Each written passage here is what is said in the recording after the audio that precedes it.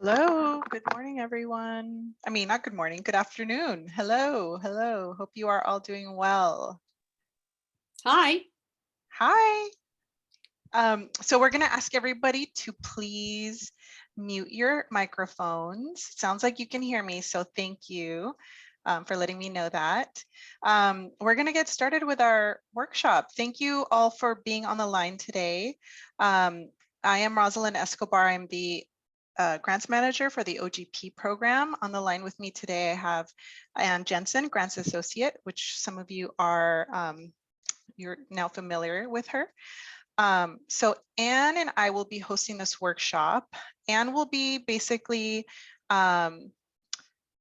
ensuring that we answer all the questions in the chat. So as we go through this meeting today, what we're going to do is we're going to be going through a lot of information, but what we'd like to do is make sure that we answer everyone's questions. And we know that depending on the number of questions that might be difficult to do, we have a Q&A at the end. So if we don't get to your question during the workshop, know that we will at some point get to it. And then we also have a Q&A session for 2 hours at the end of the workshop. So we will be available to answer very specific questions about your application after the workshop as well.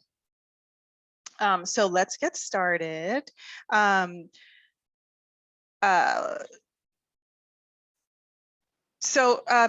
of you may be familiar with this information because I know a lot of times we are basically,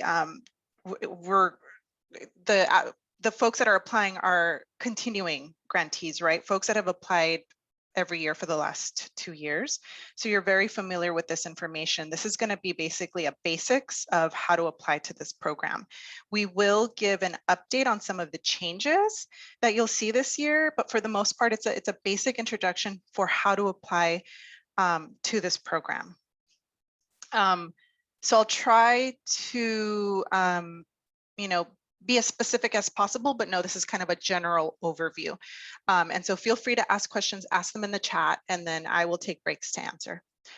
So organizational grant program. Today, we're learning how to apply to this program. The OGP provides financial support to assist and strengthen nonprofit arts organizations who are providing quality arts programming to enrich the lives of LA County residents. This program provides 2-year grants. It's project-based funding. The project can be really anything. These grants are meant to provide general operating support. So they're meant to boost the organization's capacity for that organization to be able to achieve its mission.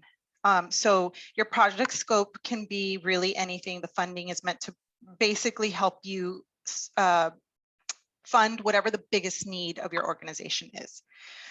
It's reimbursement. So normally what we would ask is that for every dollar that you spend, that you are going to have a match and that the funding has been spent out and we're just reimbursing you. I think I'm getting an unstable internet connection, but hopefully everybody's with me. I'm going to go through just quickly the eligibility requirements. So to be eligible for this program, a couple of things. You have to be a tax-exempt 501c3 or fiscally sponsored organization with a comprehensive agreement with your fiscal sponsor. They call it a Model A agreement. You should have principal offices in LA County, a primary mission to provide arts programming. 50% or more of your budget should be dedicated to arts programming and activities in particular. You should have a functioning board of directors that's meeting regularly, and you should have at least 2 years of programming completed by the time of your application. Organizations who are not eligible. So if your mission is to provide funding for another organization, so you're primarily a fundraising organization, you would not be eligible for this grant. If you're an educational institution such as a university, a school, you would not be eligible. An individual artist is not eligible for this grant. City or county departments or agencies and their 501c3 partners are not eligible. If you're using a fiscal sponsorship and it's not a Model A agreement, then you would not be eligible. Social service, religious, or welfare organizations are not eligible. However, you may be eligible for the Community Impact Arts Grant. So if that's the case and you're wondering more about that grant, send us a chat and we'll share more about the CIAG program. If you're not open to the public, meaning you do not do public programming, it's all, you know, for a private group. For example, like a country club, you only do you only provide services and programming if you're part of this like group, then you would not be eligible. And if you have a deficit of 20% or more over 2 years, there's a possibility you wouldn't be eligible, but we can discuss more if you have a question about that. So some of the changes to the guidelines this year, and we actually instituted these new changes last year. For if you didn't apply last year, this is going to be new to you. We worked with a statistician in 2020 to make some updates. This is the major change to these guidelines is this one. We worked with a statistician to update the way that the calculator works. And so if you're not familiar, the OGP program, the way that you find out how much you can request is based on your budget size. And there's an algorithm that's used to figure this out. So we updated that algorithm with help of the statistician. So you're going to see in the grant request calculator that the request amount will be different for the largest budget organizations with a budget over $40 million. We'll see a slight decrease. And then small and mid-sized organizations will see an increased request amount. And the reason we kind of worked with a statistician to do that is that we want to make sure that OGP reflects the values and priorities of the department and of the field. So the impact of the changes really to better support those small and mid-sized organizations who at this point we know really need as much support as possible. So know that that was incorporated this year. That was on this list, it's number 2. So, but I highlight it because it's the major change. In addition to that, streamlining of the application. So organizations who are OGP 1 organizations and who are requesting support for a sustainability project may use the organizational narrative as the vehicle to provide project proposal information. So you no longer have to provide a project narrative. You don't have to complete that task, but that's only if you're an OGP 1 organization. And the only question on that project narrative that you would need to submit an answer to is project evaluation information. So you'll see that change in the application this year. We also no longer ask for an itemized list in the project matching funding budget. So if you're not familiar, we have a task called matching project revenue, and you have to show a match and where that's coming from. So that is now just a text field. It's no longer an itemized line item list. The eligibility, one of the eligibility criteria has changed. You heard me say that a minute ago. Fiscally sponsored organizations, for the very first time last year, we allowed fiscally sponsored organizations with a Model A agreement to apply. So that's a major change. And, you know, we're hoping that that is another way that we can continue to address the needs of the field, increase our commitment to inclusion and equity, ensuring that we are supporting those organizations who are, you know, providing services in areas of the county who are very under-resourced. Online workshops are going to be online. They were online last year, and they're going to continue to be online this year. And then we have a new grant portal, which many of you are probably now familiar with. We have moved to SurveyMonkey Apply. It's under the same basically the same business, but it's a different portal. So we transferred everyone's information from our old system, Fluid Review, into SurveyMonkey Apply. You're using the same credentials. Everything pretty much remains the same. You're just using a different URL. That URL is here on the screen. So I'm going to take a minute here just to answer any questions. And so I know I have about 20 chats here. So I don't know if Anne, if you've been kind of monitoring, if you have any questions you want to highlight. Yeah, there were a few questions about the Artist Relief Fund. I don't know if you wanted to address those. So the Artist Relief Fund is, we won't be able to address any questions about that in this workshop. You can email us though, and we can send you some information. Okay, and we have questions about 990 season ending. Let's see, what 990s are eligible. Oh, okay. So we're going to get to that. Okay. But quick answer is your 990 tax form, to be eligible, you have to have a 990 tax form that ends no later than December of 2019. So 2019 is okay, 2020, 2021. If your 990 ends in like June, July, September of 2020, or sorry, of 2019, June, July, September, that wouldn't meet the requirement. It'd have to be December at the latest, and then 2020 or 2021. Okay, there are also just a general question about the average range of grant amounts. Yeah, so that's an interesting question. So it's all based on budget size. So we don't have a firm fixed like 2,000 to 50,000. It really is based on your budget size. The large, and I'm going to go through this, but the larger the budget of the organization, the more that the organization can request up to a maximum. And I'll go through that. But for example, last year, I think the smallest grant was like 1,500. And the largest is obviously the maximum, which is, so this is the request, not the actual award. The smallest request is like 1,500. The largest request was, I think, 250,000, which is the maximum. The way that translates into the award amount, though, we'll go through it. It's a little bit complicated. There is there's a formula to it that I'm going to show you.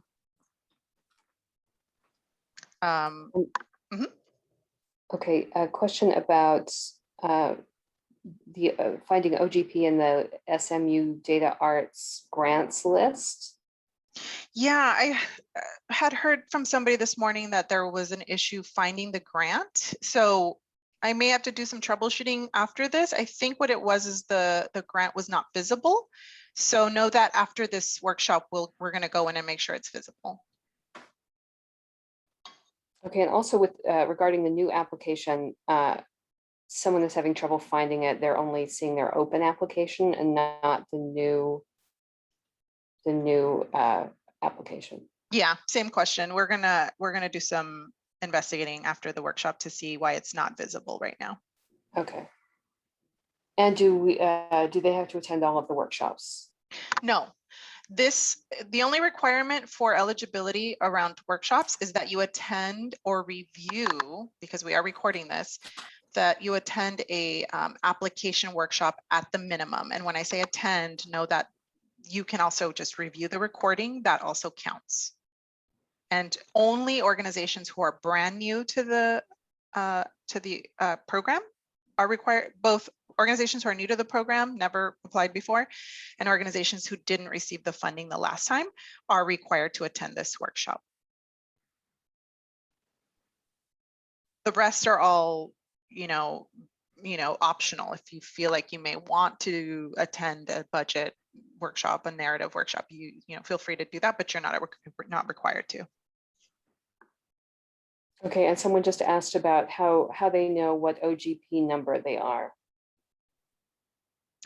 I'm not sure I understand that question. Like OGP 1, OGP 2. Oh, so budget category. Okay. Budget category. We're going to go through that in just one more slide. So you'll see that in just a second. Sorry, maybe 3 more slides. So you'll know very soon. I think that's it. All right. Thanks, Anne. So let's move on. So here we go. So this is a checklist that we hope is useful, helpful for you all. Before you go into that system and start creating this application, you want to make sure you have all of these documents in order, already ready to go to be attached to your application on your computer. So this is the checklist. We're going to start with number 1, the financials. Organizations who are going to apply, number one, need to have completed their cultural data profiles on SMU Data Arts. That's not our website, it's a different website, and we'll talk about them, but you should be visiting and familiar with www.culturaldata.org as the first step in this application process, because you'll need to have completed those 3 reports, those cultural data profiles in that system in order to download an OGP funder report. That funder report will be necessary because you will not know how much you can request if you have not seen that OGP funder report. And I'll tell you why, but know that this is the system, this step, cultural data profiles and the OGP funder report. It's the very first step of this process. You're going to need to make sure you have your federal Form 990 for the most recently completed fiscal year. I think we just talked about this. There's a there are organizations whose 990 may be either for 2019, 2020, or 2021. Those who have a 990 with an end year of 2019, make sure that the end month is December. That's the only month in 2019 that will work. Otherwise, you need 2020 or 2021 990. Fiscally sponsored organizations will not have a 990. You're going to be working with your fiscal sponsor. They will need to provide those documents and input them into the application for you. If your budget is over $2 million, you need to make sure that you have a completed financial audit for the most recently completed fiscal year. And the same requirement applies here with the 2019 financials. It can't be anything later than December if you're using 2019 documents. All of these, all of these financial documents you need to make sure they're all for the same year, because we are comparing the numbers across all of these documents. So that's number one. Number two is the cultural equity and inclusion statement, policy, or plan. And if you don't know what that is, the cultural equity and inclusion statement, policy, or plan, know that we're going to talk about it at length in just a second. But you're going to need to have 2 things to meet that requirement: a board adopted statement, policy, or plan regarding the cultural equity and inclusion initiative, and then your proof of board adoption. So this is proof that your board met and formally adopted the statement, policy, or plan. And it depends on your budget size, whether it's a statement, policy, or plan. So you'll see what the requirement is for you specifically. You'll need to have at least one, at maximum 2 pieces of artistic documentation. There are strict requirements around that. Depending on what your discipline is, you'll know what you can submit. We'll talk about that. So you'll need either a video, PowerPoint, some audio, published materials, or images of your work. Supplemental documentation. So this is only if it's applicable to you. For arts education organizations, you may need a curriculum sample. Addition to that, you may want to submit letters of recommendation, some reviews of the work. And if you have marketing materials, you have the space to also provide marketing materials. So here we go with the project budget categories. The way that the organizational grant program works is we have specific budget categories that we use to categorize each of the applicants in our applicant pool. So you'll need to make sure that you've downloaded your financials, your OGP funder report in particular, to know what your budget category is. And because all of these requirements, they are dependent on what your budget category is, right? So if you're an OGP 1 organization, you're an organization, and this is based on your funder report, you're an organization whose budget size for the most recently completed fiscal year was $0 to $200,000. OGP 2 would be $200,000 to under $1 million. OGP 3 would be any organization between $1 million and 15 million. There is a slight differentiation here with OGP 3. If your budget is under 2 million, you do not need to submit a financial audit. But if your budget is more than 2 million a year, then you do need to submit one. So you can see on the screen here on this table how we split that out. So OGP4, the largest budget category, it's for organizations with a budget over $15 million per year. And OGP4 is also required to submit a financial audit along with the funder report and the federal 990. So keep in mind that I think I said this earlier, all these financial documents have to be for the same year. Fiscally sponsored organizations are providing their fiscal sponsors documents. And in order to meet the requirement, the end year for each of these documents must be either 2019, 2020, or 2021. And I'll stop here just in case there's any questions.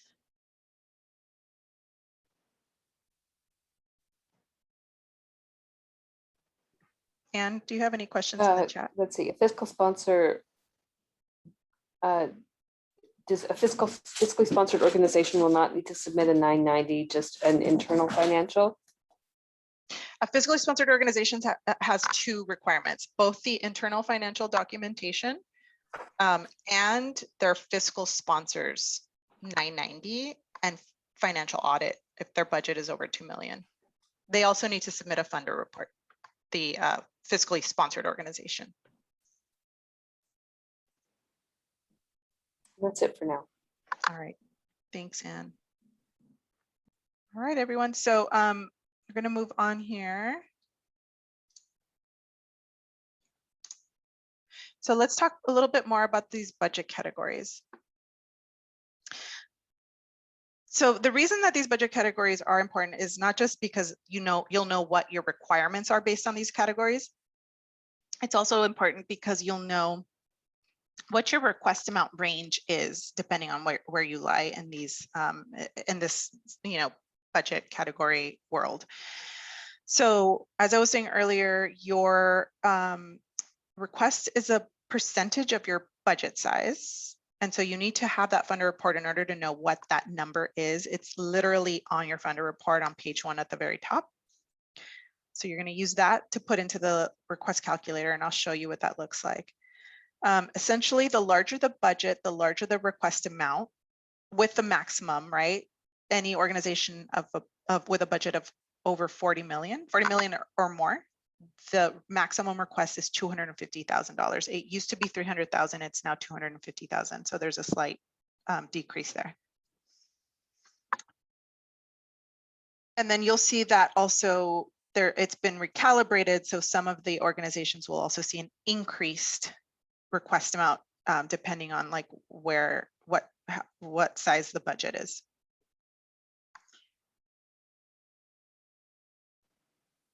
So we're hoping that these changes will bring OGP into better alignment with the purpose and values of the program, which are to sustain and strengthen small to mid-sized organizations. So let's take a look at the grant request calculator. This is what we were talking about. In order for you to know how much you can request, you literally have to use a calculator. This is both on our website or in the application itself. There's a question where you pop in your budget size from the funder report. You calculate and you find out how much you can request. So if you look on the screen, you'll see this is the one from the website. And there is, if you want to know what the algorithm is, it is available. If you visit the webpage, there's a link to find out what that algorithm looks like. But suffice to say, you're going to need this calculator to know how much to apply for and how to create your budgets. So it's an important tool that has been updated. And know that there's a difference between the request amount and what you will actually receive, because our budget is not large enough to support everyone at the maximum request that they've made. We are asking everybody to request the maximum, knowing that it will be reduced down. Even if you receive 100% on your application, a perfect score, you will still see less in your award amount, less than what you requested. So for example, for the fiscal year 2021-22 cohort, they received 45% of their allowable request. So make sure that whatever you see on the grant calculator when you calculate out what your maximum grant request is, that you apply for that much money.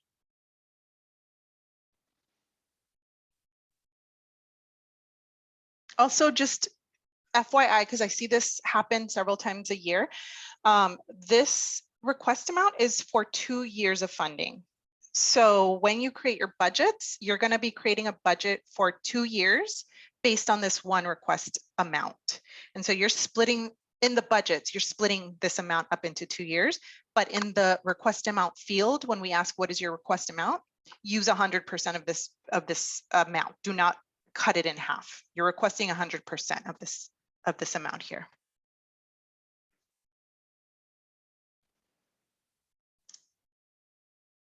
Okay, so we were just talking about the SMU Data Arts and the funder report. So I'm showing you here on the screen an example of what this funder report looks like. Once you're done with the cultural data profiles, you will be able to download a report that shows your over 3 years, your basic your financial information, your marketing information, your programming information.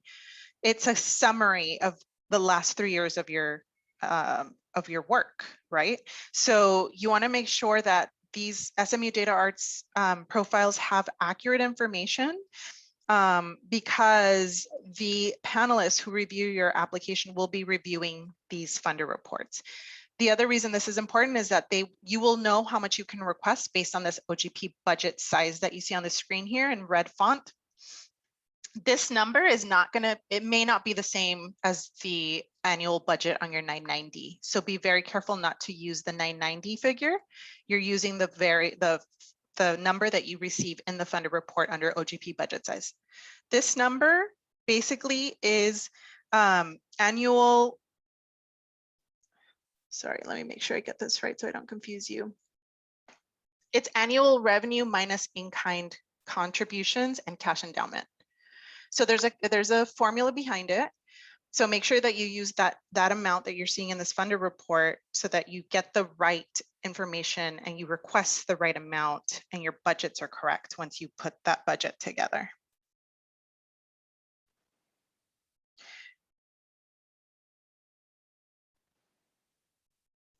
I'm just making sure I go through all of this. Yes. Okay. So if you've never been on the cultural data profile before, know that this is a very important tool for advocacy and for generally for the field of the arts in particular. It's the way that we aggregate data and create reports and find out how the field is doing.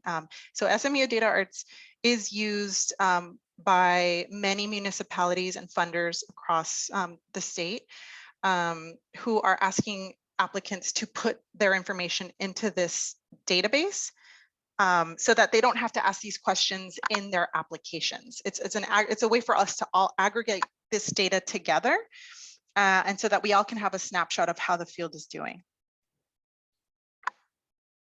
And so it's very important to make sure that you've been in the cultural data in the SMUculturaldata.org website. This Data Arts is an online tool and system for collecting and standardizing financial and programmatic information about organizations and their contributions to the sector. So all applicants will need to start their application here, log in, register, or if you've already got an account, just log in, complete the most recent 3 years, or 2 if you're a new organization with only 2 years history of cultural data profiles before beginning the OGP application. This database will help you sort out your financial programmatic information, and it will be what the panelists will see when they start to review your application. You will have to download that report and attach it to your application. It's a very important tool. So for those of you who have used the system, you probably know that getting this done each year is it can be a challenge. If it's your very first time, definitely you want to make sure you have enough time to get through this step. It can take several days. What you will need to do basically is kind of match up your information the way that you have it like accounted for in your own internal financials with the way that these questions are being asked in the cultural data profile.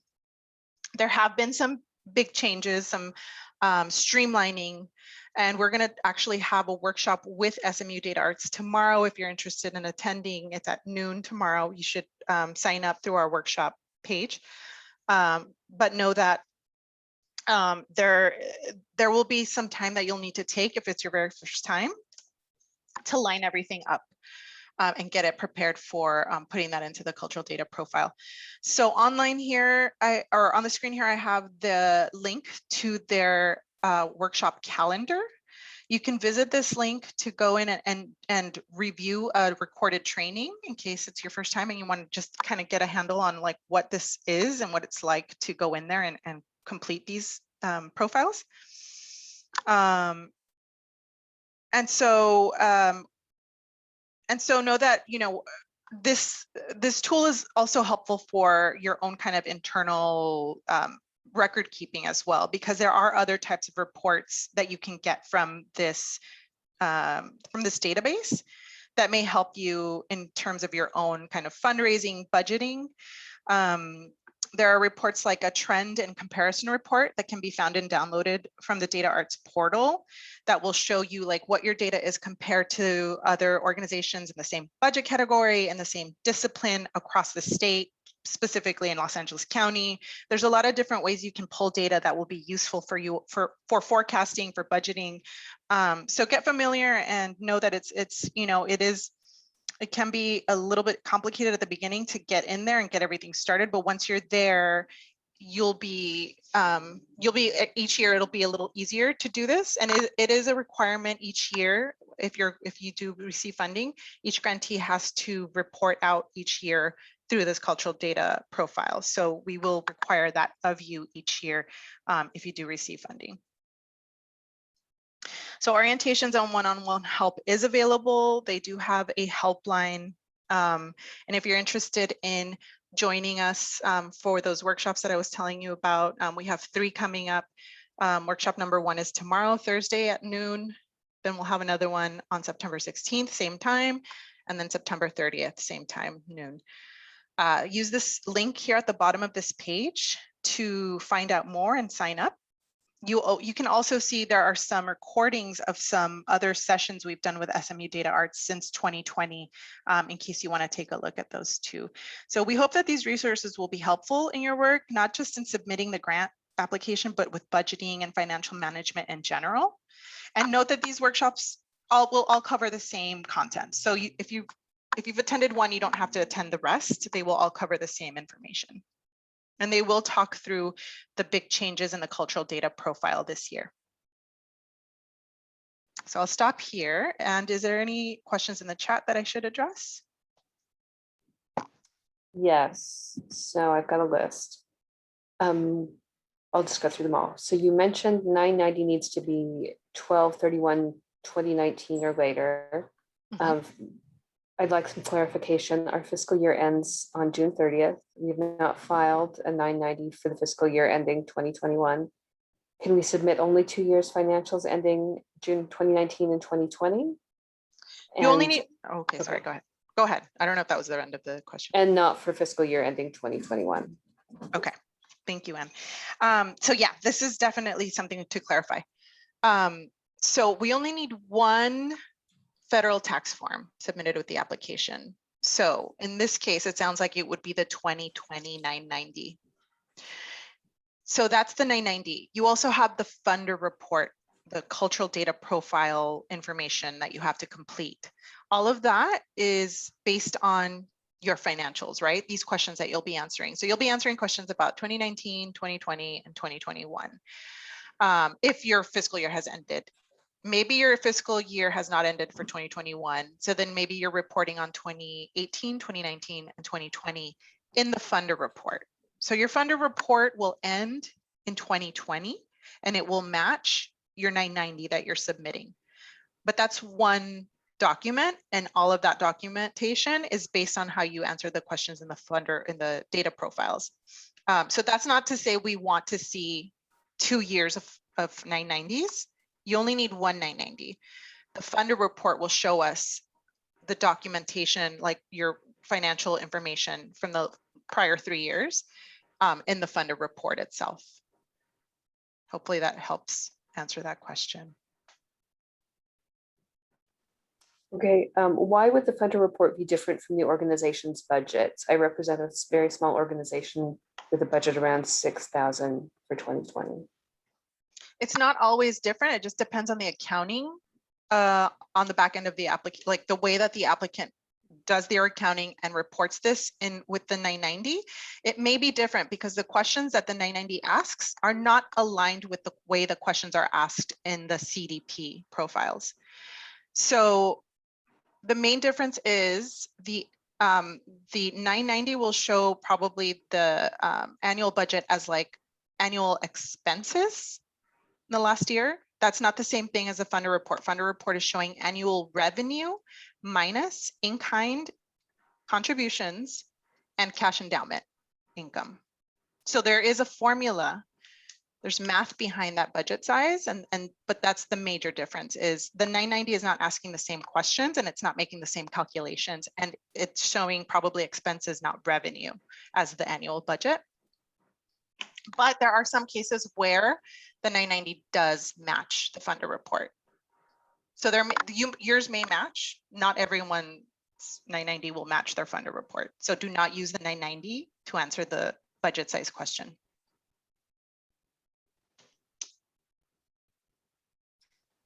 Okay, if we're proposing a capacity building project and we need the full amount requested to implement the project, what happens when our award is less? Do we just scale back the project, or should we plan knowing that we'll only receive about 45% of the total request? It's kind of a both. What I would say is have a backup plan, right? Like create your application in a way that kind of helps the panelists understand what your dream is, what your vision is over 2 years. And if you were to receive this much funding, what you could potentially do. Once you receive your award amount, obviously it may need to be scaled down. There are some organizations that don't scale it down. They are able to fill the gap through other sources of funding, right? So it kind of depends on the situation. Some will be able to fill the gap. Some will not and have to scale it down. So kind of just, it's specific to your organization's needs at that time when you find out what is your award amount. Okay, can I put on 3 exhibits this year based on what my budget is now that I know that this grant will only be this much, not this much? Should I be using other sources of funding, or should I just, scale this down? It depends on the situation. But yeah, but you do want to provide a vision of what you're looking to try to do within the next 2 years. So, in that application, you want to base your budgets and your project on what the request amount is and the matching funds that you're going to have to use to match. So if your budget is, if your request is $20,000, your project is actually costing you $40,000 because there is a matching requirement. So yeah, so that's another way, like some folks use their matching funds to fill that gap.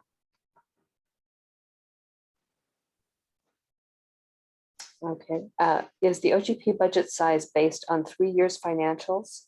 Our revenue and expenses was significantly impacted by the pandemic, so numbers for the last 1.5 years are very low. I assume this would generate lower budget, but our normal season would have had much higher numbers. Does OGP make accommodations for that?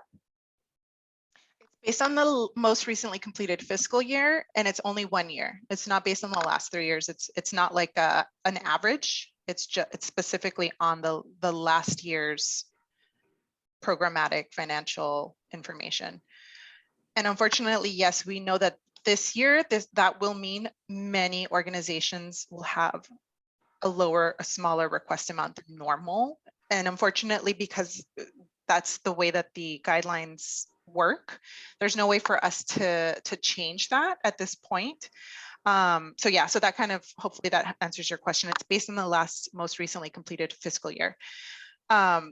Know that there are some organizations who will potentially use their 2019 financials because their 2020 financials may be like less. So we're not gonna come back to you and say, hey, we need your 2020 financials. Where are they? If you're telling us your budget is based on the 2019 financials and it's a December 2019 990 that you're using, and it matches your funder report, and your funder report has 2017, 18, and 19 information, that's what you're replying with, right? Not everyone will be doing that, but we know that sometimes that's what organizations will do is they may be using numbers from the prior year.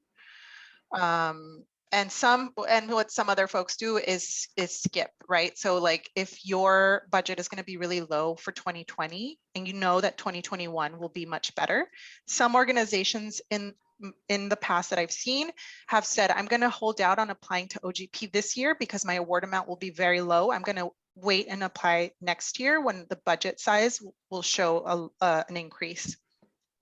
So hopefully that's helpful.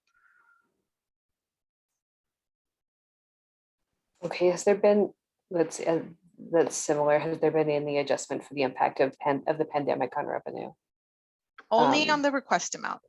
The request amount will have changed. If you're a small to mid-sized budget organization, you'll see an increased request amount. That's the change that has been made. So you're eligible for more money, but it's still based on your budget size. And if they didn't operate it last year at all because of COVID, how would that affect the process? It's based on your budget size. So like you may not have had any expenses. Maybe you didn't have any expenses, but maybe you had a little bit of revenue. I mean, it kind of depends on the situation. So I think whoever asked that question, we can talk maybe offline. But yeah, I mean, if you think that your budget size is going to be so low, it may not be worth it to apply to OGP. You may want to wait until next year to apply with a larger budget. It's based on revenue though. So know that it's based on revenue, not expenses. All right, here's another one. We're a choir organization. You said we don't have to show project or concert detailed narrative. So do we not apply sustainability and rather as an organization capacity? So the rule is if you're OGP 1 and your project category is sustainability, you can skip those questions on the project narrative. If not, you're OGP 1 and you're requesting support for organizational capacity, artistic capacity, or accessibility, you still have to answer those questions. And the reason that we've done that is because we know if it's a sustainability request, for the most part, those requests are for programming that's happening every year and doesn't change much, right? So it's, for example, you're doing workshops at 5 schools and your request is to support the staff salary of the person who manages that program. And you do this every year, right? It's not a new project. It's something that you do every year and you just need to sustain it. Then you can provide all of that information in the organizational narrative. You don't have to have an extra page to provide that information.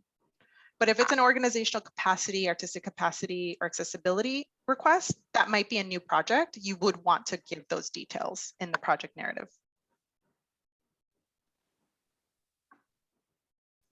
Okay, and the last one is just clarification on the 2-year grant period. Is the award amount meant to endure over a 2-year programming period, or is the amount awarded each year for a period of 2 years, meaning we don't need to reapply for a second year of funding for the same program? That's right. So you apply every other year. If you're a grantee, you're not applying each year. You're applying every other year to ensure that you have continuity of funding, right? Because, for example, if you receive this grant, you have funding from July 2022 to June 2024. You would want to apply in 2021 to ensure that in 2023 to ensure that in 2024, when the cycle ends, you have funding that will start July 2024. So you're applying every other year. It's 2 years of funding. You're not applying each year.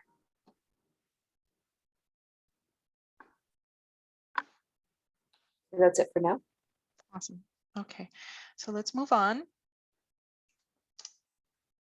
So this is a kind of a visual on how this formula works. When we were talking about how grant awards are calculated, the organization's request amount is taken into account when figuring out it's based on the budget size. We take that request amount and we multiply that number by whatever the score is from the panel on the application. From the product of that, we get an allowable request amount. That allowable request amount, all of everyone's are added together. We get a full view of how much funding we would need to support everyone at 100% of what they can request. We don't have a program budget that allows us to give 100%. So you would most likely be receiving half of that amount. And this is kind of how it works out in hard numbers in case you want to see like a visual. Let's say your budget size was $200,000 and based on that number, your request was $43,750. You got a 98 on your application. So your fundable request is $42,875. But, oh, let me go back. But because we don't have 100% to provide everybody, you would receive an award more like 20,000 based on like a average of like 45% of what you request is what you will receive.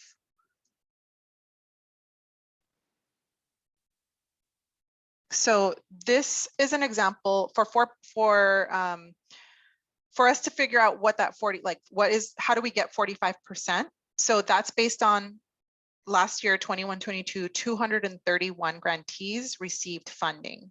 That's a large number of grantees, but our budget, our program budget has remained the same. It's 4.5 million. It's remained the same for the last 10 years. So it's not that, but that amount of funding is not growing with the number of grantees. And so you can see why that number, that 45%, it continues to either stay the same or shrink depending on the size of the pool.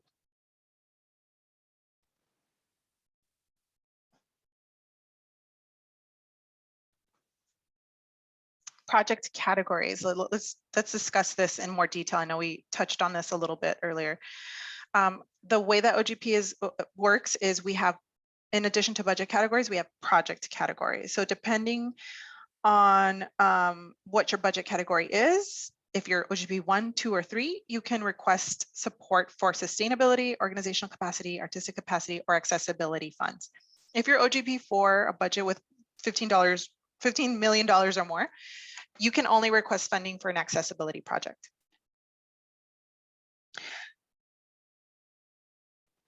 So take your time to kind of figure out of these, basically their budget, it's like it's a bucket, right? We use these categories internally to understand what types of requests we're receiving from the field. And for the most part, these are sustainability projects that we see from OGP. And we think that probably in, you know, as we reflect on 2020 and we know that there's been a lot of change with the economic downturn, we know that a lot of the projects this year will be sustainability projects to support salaries. And so, yeah, so we know that that's kind of the case.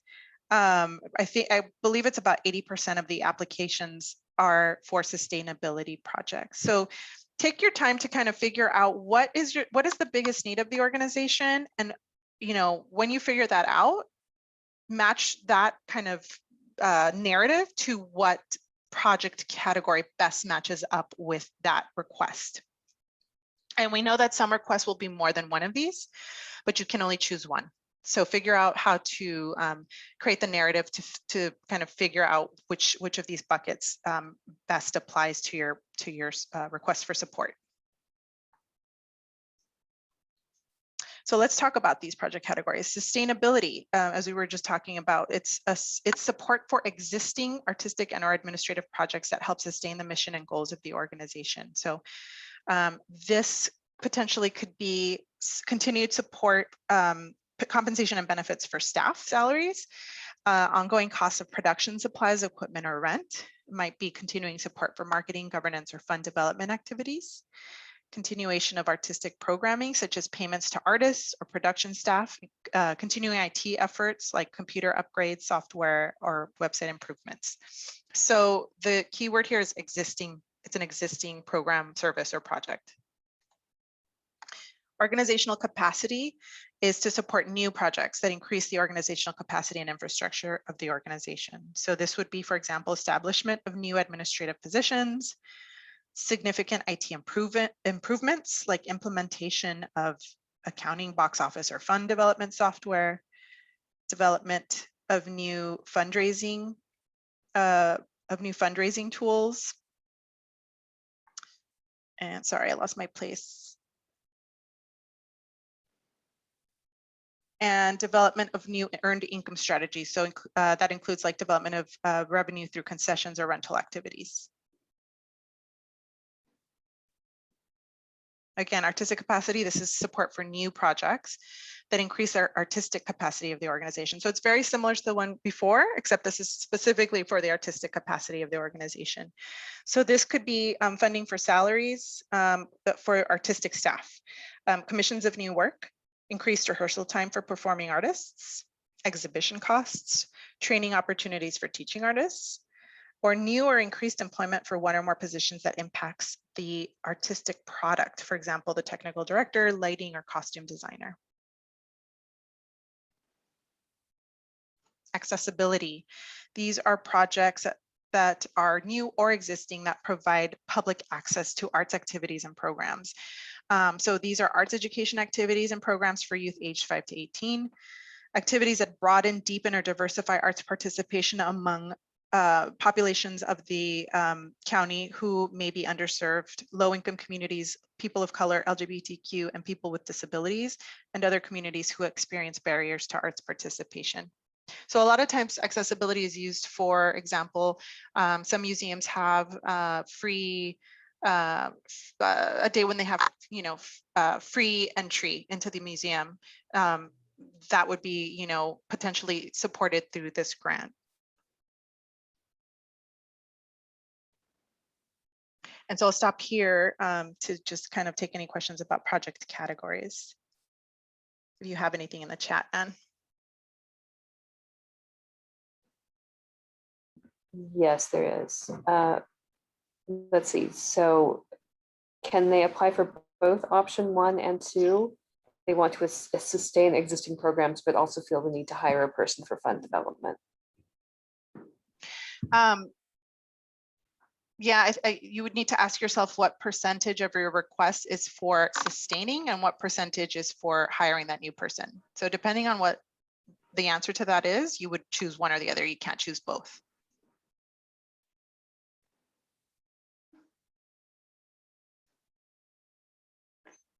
Okay, and the only other one is revisiting an earlier question about the number of fiscal years needed. Do you want me to hold on that one or go ahead with it? Yeah, if you can ask that, and okay. So our fiscal year ends on June 30th. We have 3 years history, but filed a 990 for only 2 years. That's 1819 and 1920. We have not filed for 2021 yet. Can we provide only 2 years financial info into data arts with a 990 for 1920? And let's see, and not provide internal financials for 2021. This means we will only have 2 years of financials available, even though we have 3 years of history. Is that okay? It's not. If you have 3 years of history, we need to see the 3 years on the funder report. Okay, so we need the funder report to have 3 years of history. The federal form 990, we only need 1 year. 2020 is fine. I think you said 2019 to 2020. That meets the requirement. But the funder report, we do need 3 years of data.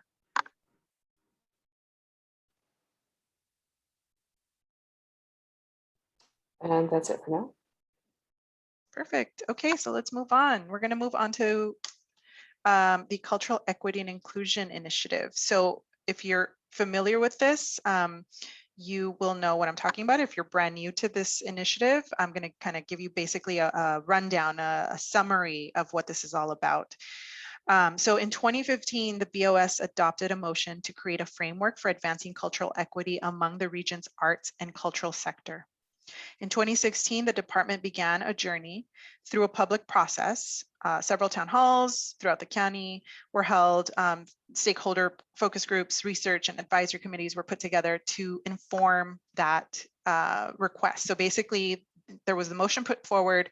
We had an 18-month public process to come up with recommendations and requests, right? What could we do if we had funding to push this forward, to realize our vision of cultural equity and inclusion in the county? In 2017, based on those recommendations, there were some that were funded. And all of this is in a report that was released in 2017. And you can see on this webpage, the report, what it looks like. You can download this and read through it if you are interested. So all of this was reported out to the Board of Supervisors in 2018. One of the requirements was implemented, and one of those recommendations was implemented. That recommendation was from this public process, and that recommendation was that anyone who requests funding from the organizational grant program, in order to apply, has to have a statement, policy, and/or plan regarding their vision of increasing cultural equity and inclusion, their vision, their legacy, their history around this subject with their application. So that is it's a requirement as of 2018. So some of you have been doing this. You've done this already, and you're just kind of reapplying it. You may be using the same document. Some of you may have newer documents, but know that this requirement remains part of the application. So in 2018, we implemented that requirement. In 2020, we went one step forward with the Board of Supervisors passing a motion to establish an anti-racist policy agenda after the tragic death of George Floyd. So now this is the basis for our anti-racism, diversity, and inclusion initiative. So there is,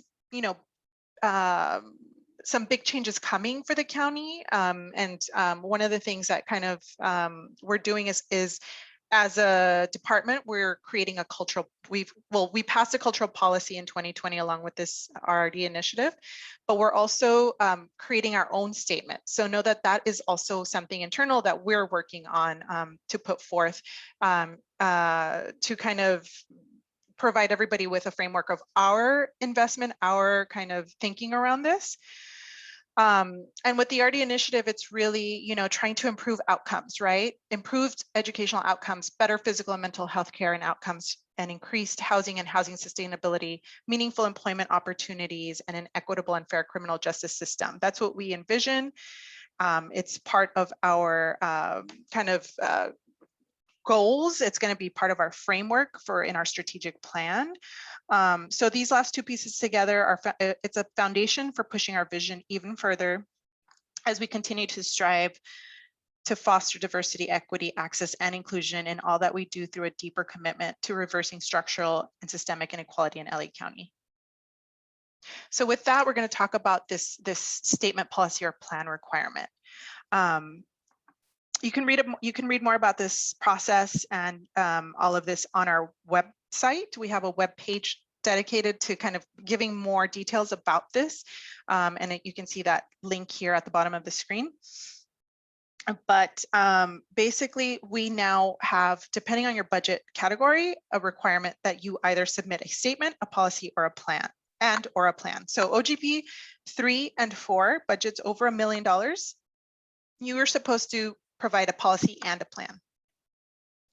Budgets under $1 million, a statement is required. Some may have the ability to provide a policy. And so if you have a policy and you're under $1 million, your budget is under $1 million, we'd love to see your statement and policy. But if your budget is under $1 million and you only have a statement, you still meet the requirement. So if you're wondering what these documents should address. So we're addressing the 5 key areas that were lifted up out of our public process.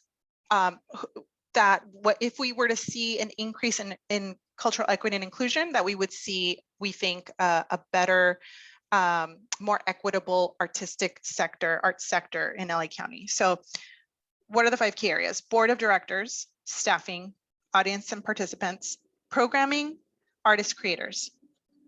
The goal is that these documents should reflect the organizational thinking around how to achieve greater equity, inclusion, and access, not just diversity, within those 5 key areas.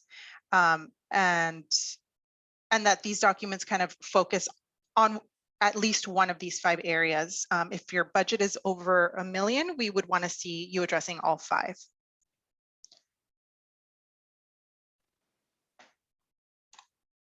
And we basically, when we implemented this requirement, we also initiated a series of workshops in addition to this, so that we could provide some support to organizations who may be doing this for the very first time. So just a little bit more about the difference between a statement, policy, and a plan. So a statement, this would be the why. So a brief explanation of why the organization is committed to diversity, equity, inclusion, and access. How that vision aligns with the commitment to the mission overall. The policy is an outline of the organization's broad vision and commitment to this diversity, equity, access, and inclusion, and how that organization aligns itself. So it's the what. So it's the further details, the what. What are you doing to realize this statement? The plan is how. So what are the details? Like on a year-to-year basis, how are you putting this forward? How does this affect your internal planning? How does this affect your external planning? Internal being like board, staff recruitment, all of the kind of policies that happen around putting your work together.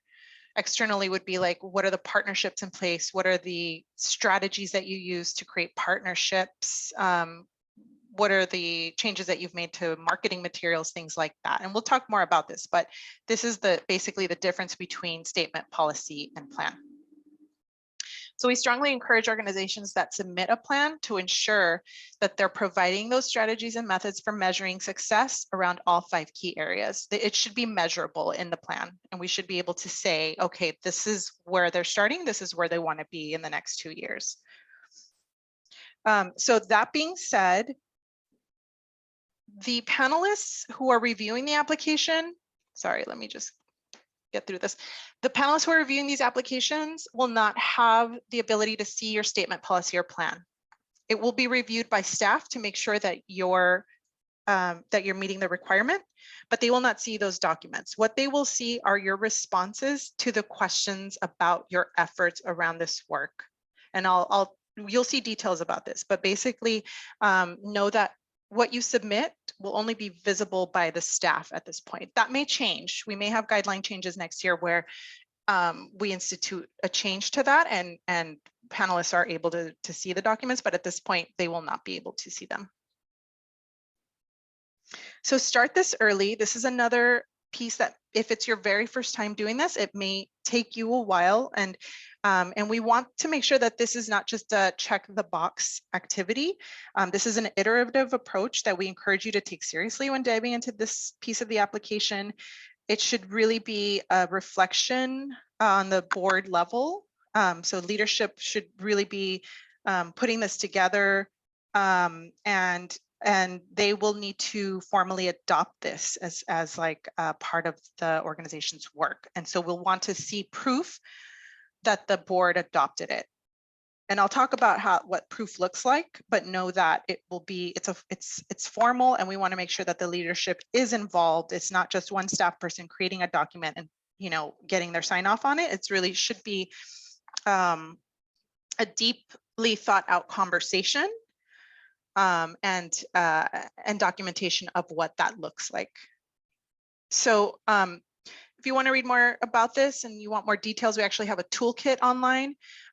Visit our webpage, lacountyarts.org/CEII report, if you want to see the report, or CEII workshops to see the toolkit and the FAQ page. And I'll stop here to take any questions if you have any, Anne. I do. There's one about what will be acceptable proof of the CEI policy. Do you want to wait on that one, or? No, we can talk about it. So acceptable proof. So this would look like board minutes from the meeting where they accepted this statement, right? So we would want to see in the minutes, like a copy of the minutes. You can redact things that you want to make sure are confidential, but for this specific item in the board minutes, we would want to see that the board formally adopted it and that it was approved. So it would be like a copy of the board minutes where this happened. It might be a resolution signed by the board members. Maybe it's a resolution signed by the president and the secretary saying that this was formally adopted by the board. Yeah, I think those are the main ways to do this. I know that there have been questions about doing like a vote online or over email or over phone. So if you're planning to do something like that, where you have everybody on the board vote that way, you would just want to make sure that your bylaws allow for that type of decision making. And we would ask you for a copy of your bylaws with that approval, with the copy of that approval. Okay, let's see. As a choir in OGP 1, our concert programs are different every year. I'd like to confirm what category to apply in. We will use the funding to cover musician salary and revenue. Do we apply for sustainability or organization? And do we need to describe our concert programs for 2 years? Okay, that's a lot of questions. So number one, if it's you're just sustaining the same programming, like the musicians are changing out, but it's the same program every year, that's sustainability.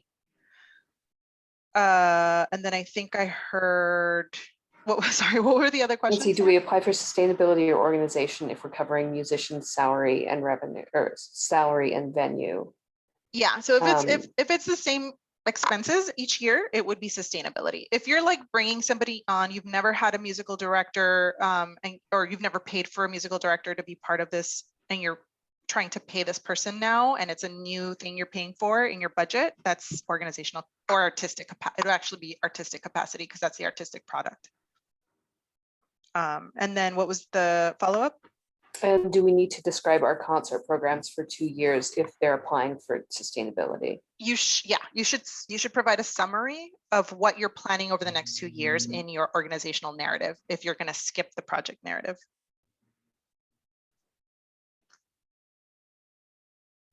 Okay, and then this one might, it's revisiting just the years of revenue. But let's see, given the purpose of this grant, shouldn't we be looking at a year of revenue prior to COVID in order to determine the amount we are allowed to request? Yeah, so you're looking at whatever the revenue was for the most recently completed fiscal year. You're looking at the funder report. So answer the questions in the funder report and look at what the number is there on the funder report based on your information that you put in the cultural data profiles. It's based on the most recently completed fiscal year. Okay, that's it. And so when I say recently completed fiscal year, that means like you filed your 990, you have your 990 for that year. Some folks will be in the middle of, like, they may not have 2020 financials yet. You may not have a 990 for 2020. We know that that might be the case, and that's fine. Then use your 2019 990 if it meets the eligibility requirement of having an end month of December. Otherwise, you're going to need to complete those 2020 financials and use that to support your application. Okay, so on the screen, was that it, Anne? Questions? Yes, that's it. All right, awesome. So on the screen, you'll see we have some upcoming free workshops. We are working with Aspire Group, a consultant that's providing free workshops for our applicants and anyone else who may be interested in applying who is not an applicant, to discuss how to go about creating this statement, policy, or plan. So if you're interested in joining, use the link here on this, and we're going to send you this PDF of this document, but use the link here to join, to RSVP to join us on either September 9th or September 28th. Again, this is the same content being covered in each of these workshops. So choose one or the other of these dates. You don't need to attend both. All right, and then we'll move on to artistic documentation. So applicants will all need to provide samples of the quality of their work, right? So samples should be recent, of high quality, and relevant to the project. A maximum of 2 samples may be submitted, minimum of 1.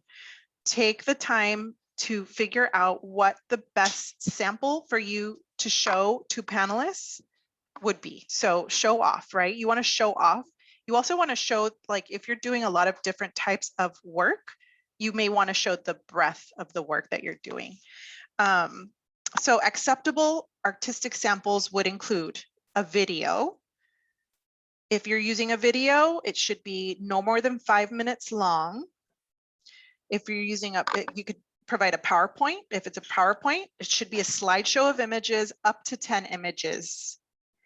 If it's published materials or audio, it should be no more than 2 files of up to 5 minutes each. So basically, if you're doing audio or video, it should be no more than 5 minutes. If you're doing a PowerPoint, it should be no more than 10 images per PowerPoint. You can provide up to 2 pieces though. Please refer to the guidelines, page 19, to find out what the type of sample you can provide is, because it's dependent on your discipline. So there are some disciplines that can only provide video. So figure out which one of those applies to you, depending on which one of the 14 disciplines you fall under.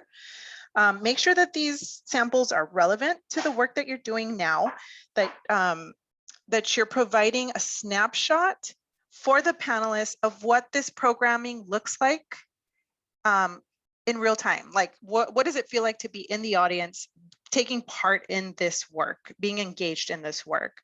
If you can show some of the audience feedback through images or video, that would be really good, because, you know, obviously you want to show off to the panelists. Like, if you have an audience that's super engaged and enjoying their what they're participating in, you want to show that to the panelists, right? But you know, so just figure out what you have, what you're able to provide.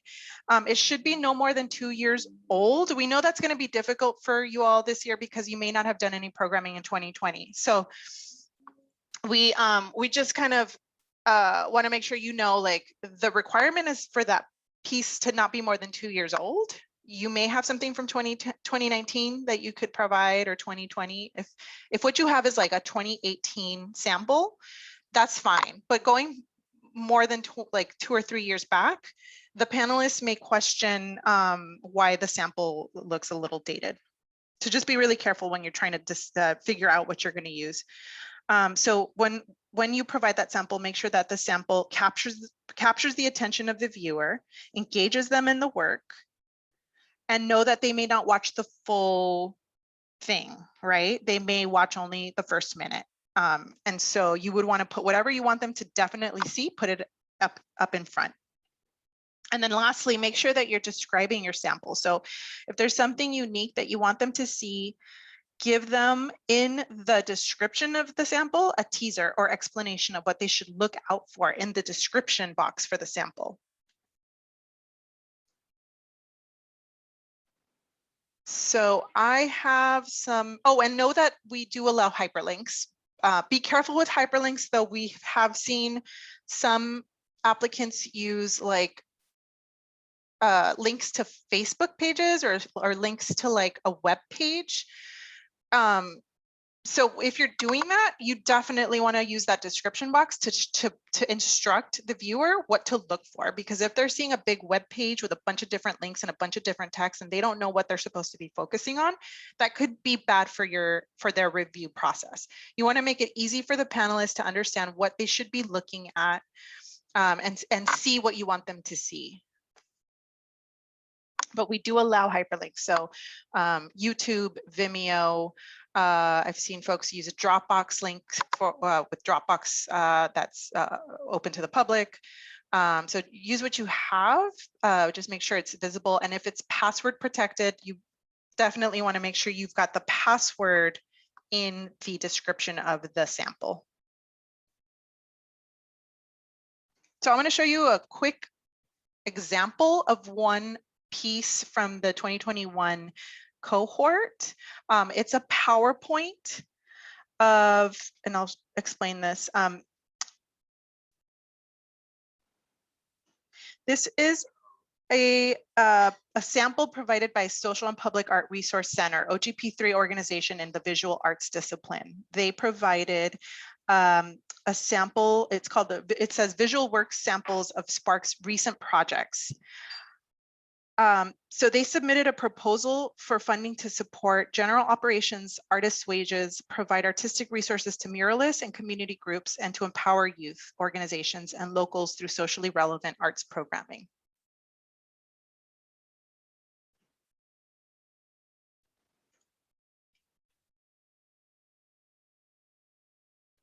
And I just need a quick sec because it is taking a little bit of time to load.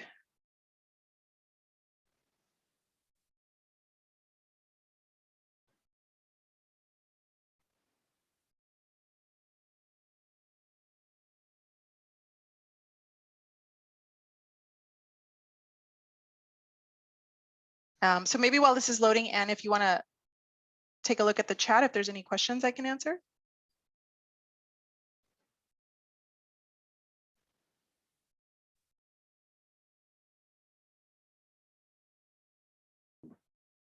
Sure, or do you want me to wait? This is taking a little while. I think it's my internet is a little slow today. So yeah, you can feel free to go through it. So this might just be clarification. So just to confirm, we have 3 years of history, but filed 990 for 2 years. If you need to see 3 years of financials and data arts, and data arts requires 990 data, does that mean we have to file a 990 for the fiscal year that just ended on June 30th, 2021 before we apply? No. So no, you don't need to complete 2021 to go into SMU Data Arts to do that. You can just show 2018, 19, and 2020 on your funder report, because it doesn't sound like you've completed the fiscal year for 2021 yet, because you don't have the 990 to kind of answer those questions. So I mean, like literally it's past June 2021, but you may not have like put all of your financials together to figure out how to answer those questions in SMU Data Arts. If you are able to answer those questions and you can show that, that's great. But if you can't and you're like, I don't have a 990 for that year yet, I'm going to show you 18, 19, and 20, that's acceptable.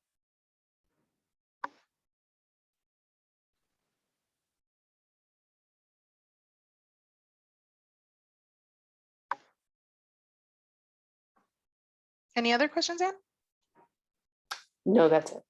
Okay. Oh, someone wants to see a theater example if we have one. We do not have a theater example this year. Okay.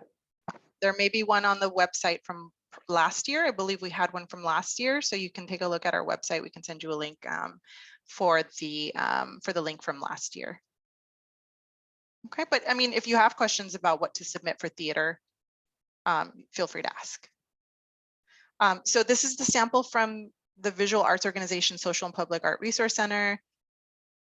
They provided this PowerPoint of images of past work, so like history of their work, and then what they're now putting together for the next 2 years. So what's great about this sample, I think, is that you get a really beautiful kind of composition. You're seeing a really beautiful picture of amazing artwork. You're seeing a caption that makes sense, that gives you an idea of like, what is it that I'm looking at here on this image? Who was involved, right? So they have listed who is involved here. They worked with this school in Watts. They provided the dates of this project. So you really get an idea of like their reach, right? How far out, like what schools they're working with, and the caliber of the work. It's amazing. It's a really beautiful compilation of images. And so here we have, you know, they're restoring a mural. So what does it entail? Like who's involved in that, and how does that get put together?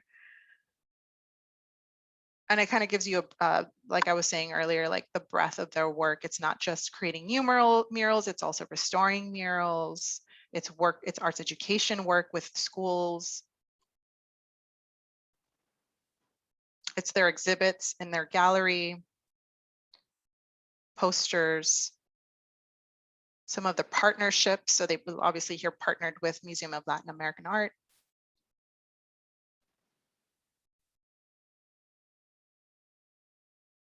And they were really smart and added a link here. I don't know that all the panelists clicked on this link, but I think it was a smart way to add like an additional piece for those who were curious.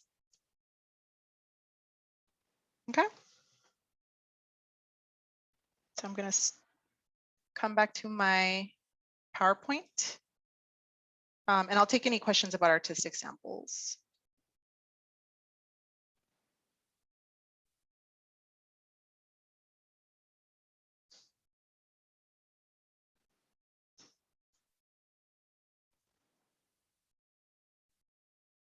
Any questions about artistic samples, Anne? No. Okay. All right, so we'll move on.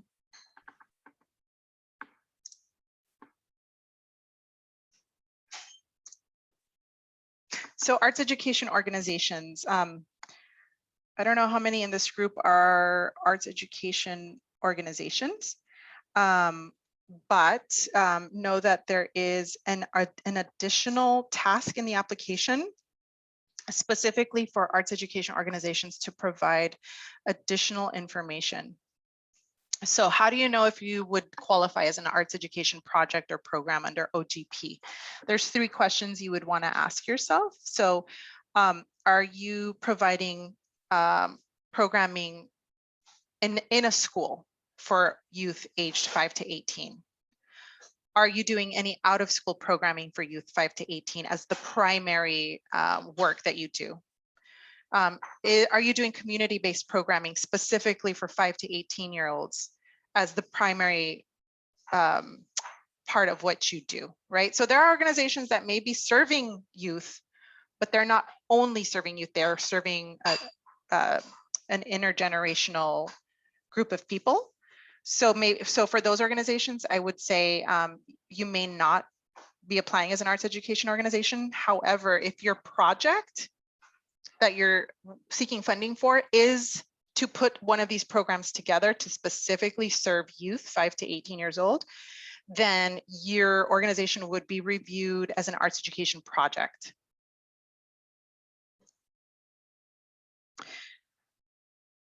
So the definitions for these terms, in-school programming, what does that mean? Services delivered during part of the children's school, regular school day in or out of the school campus. So in-school experiences, off-site experiences in partnership with the schools, museums, tours, artist residencies, field trips, or presentations during the school day. That's in-school programming. Out-of-school programming, these are services provided in partnership with a school intended for enrollees of a respective school, but not provided during the school day. Community-based programming, services provided to children, youth, and/or families outside of school property and not in partnership with any particular educational institution.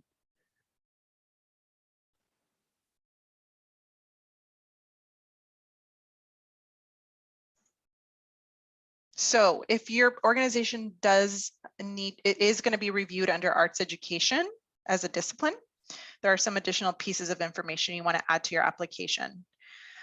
You're going to want to provide details about the program objectives, the youth that you're serving, and how your team will fulfill those objectives. Not all organizations will need to submit provide your team's qualifications to serve youth, and especially if you're serving youth in an underserved part of the county, you would definitely want to highlight any specific qualifications that the team has, your arts education team has to serve these particular groups.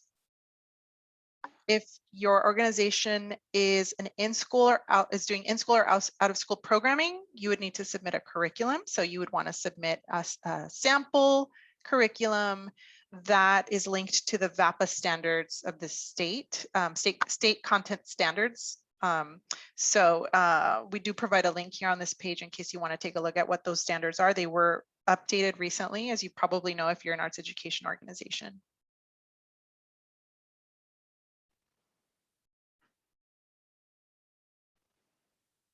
Oh, sorry. So So organizations who work with youth primarily on community-based programming like performances, family programming, that is not in partnership with a school during the school day or on a school site do not have to provide a curriculum sample. So note that.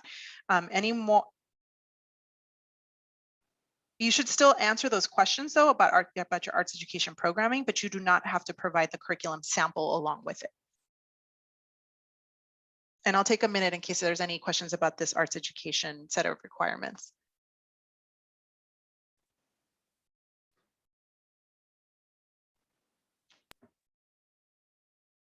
Here's one, let's see. We are part of a community-based project using a school campus for our music education program, and it's not part of the school district.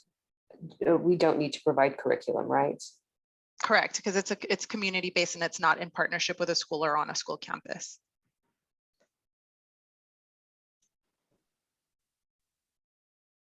Okay, that's it, unless more come in. All right. So I'll take a breath. We'll take a breath here in case you want to take a little stretch. You know, it's a lot of information that we just went through now in an hour and a half, and we have about half an hour more to go. So feel free to take a breath and stretch before we get into the nitty gritty of this application. We're going to go into the grant portal and show you what the grant portal looks like. And then if anything has popped up in the chat, we can take any chat questions.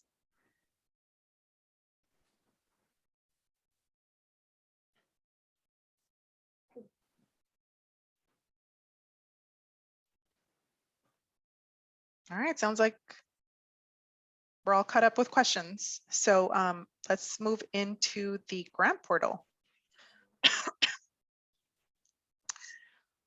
So most of you who are coming back to this, who have been a grantee, know about this. We have migrated to a new grant portal.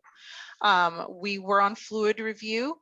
We have now moved to SurveyMonkey Apply.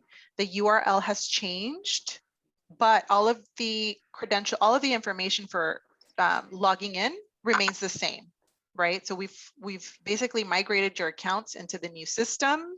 You should be able to use your Fluid Review credentials to log into this new system. If you have trouble, let us know. If you're brand new, you will never have seen the system before, potentially, unless you've applied for a City of LA grant. So if you're new, what the first step you would want to take is to register for a new account. All OGP applications, grant reports, forms, and materials must be submitted through this SurveyMonkey Apply system. The URL is on the screen here. It's changed. It's www.apply-lacdac.smapply.io. Tips before you even go in there. If you're a returning grantee, simply log in with the same credentials as the Fluid Review system. If you're new to the system, create one account for all of the users for your organization. So know that you will be able to, one of the great things about this new system is you can collaborate. You can have folks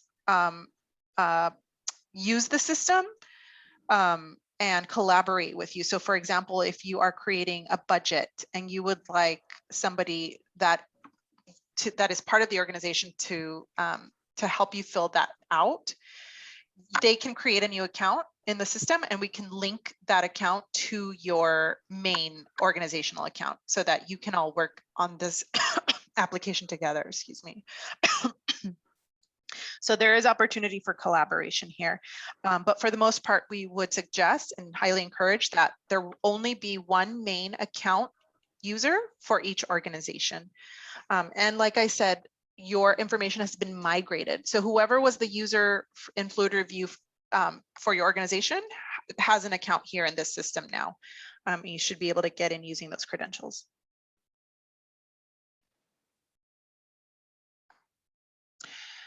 You're submitting all documentation through this portal, including all of the supplemental materials, the financials, any attachments are going to be submitted through the system. We do not accept anything by email or by mail other than supplemental materials like marketing materials. So anything that's part of the formal application you need to submit through this system. we would recommend that you start this application and try to complete it at least 5 days prior to the deadline, because the system can get glitchy when there are a lot of people using the system. So just, as a tip, just make sure you're in there early, try to get it completed by 5 days prior to the deadline. And the deadline is October 6th this year. So start with that funder report, right? You want to make sure you have that funder report even before you get in here. Once you're in here, you would probably want to be copying and pasting your responses to the questions from a Word document. And that's that would be the best case scenario, because if, for example, something happened, there was a glitch in the system, you would not have lost all your work if you have everything separate from the system in a Word document. So that's kind of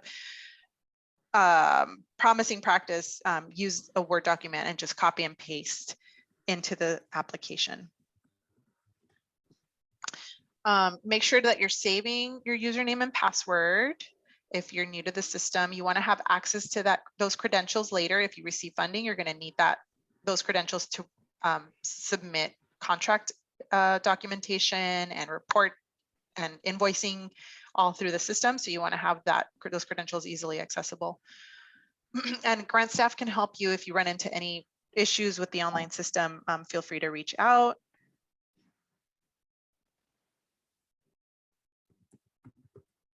And just know that because this is a new system to us, you will not have the grant history from Fluid Review. So hopefully everyone who was using Fluid Review has downloaded the history from Fluid Review and has that in your archive. You will not see any of your past grant history for OGP in this system.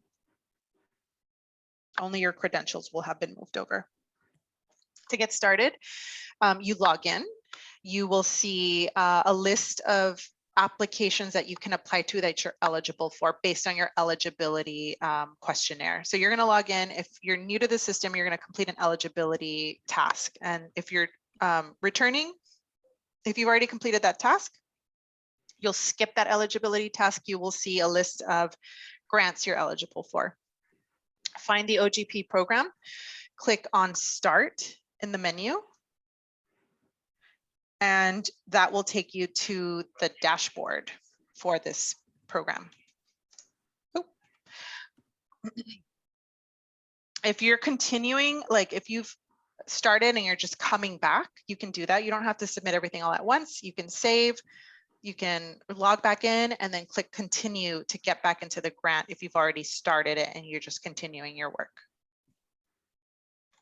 So this is what the dashboard looks like when you get started. On the left side of the screen, you'll see a little box that has your progress. So this, for example, is showing you there are 12 tasks you have to complete this application, and then you'll be able to submit it. And the submit button is here on this dashboard.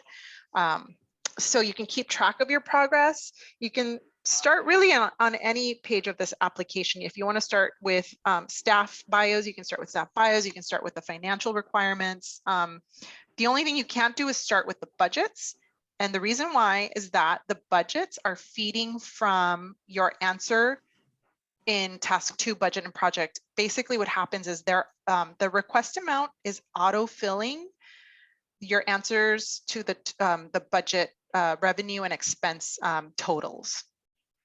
There's validation that's ensuring that you don't get the math incorrect. So you won't be able to start with the project revenue or project expenses, but everything else you can start. Okay. So just some tips as you're starting this task. Before I continue, remember I was saying that statement, policy, or plan is not visible for the panelists when they review these applications. So note that there is a task called 3.1. That's where you're attaching your CEI statement, policy, or plan. 3.1 will be invisible for panelists when they start to review these applications. All right, so let's talk about I'll give you some general tips on completing the narrative sections of the application. Number one, copy and paste from a Word document. We just talked about that. know that there are character limits. So just be really careful with the character limits. With the Word document, you'll be able to know how many characters you're using, and you'll be able to be within those character limits. Start early as you can with these narratives, with the application in general, but the narrative, it's helpful to start a little early, get feedback from your programming staff if you need it, get feedback from your accounting and board who want to be part of planning this project out. Tell the story of your organization, provide facts and information about the organization that will allow the panelists to understand the vision and long-term planning in the application. So highlight your organization's goals. How is your programming unique? What do you want to who do you want to serve?